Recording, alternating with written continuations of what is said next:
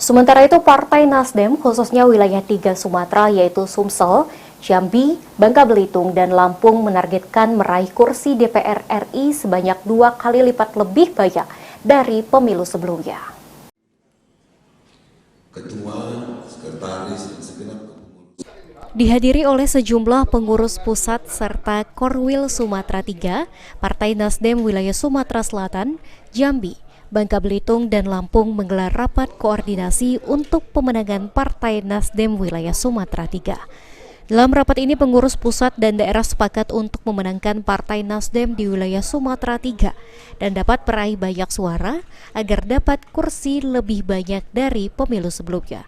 Ketua Korwil Sumatera III yang juga anggota DPR RI Fauzi Amro selain menargetkan jumlah kursi DPR RI yang lebih banyak, Nasdem juga menargetkan memenangkan Anies Baswedan sebagai Presiden Republik Indonesia. Sumatera III ini bisa menyumbang untuk pileg 2 kali lebih besar.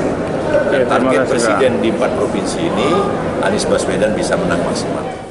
Sementara itu, Sekretaris Bapilu DPP Nasdem mengungkapkan, jika partainya ingin memenangkan pemilu 2024 yang sudah jadi mandat dari Kongres Partai Nasdem. Ya, strateginya cuma satu, memenangkan pemilu 2024.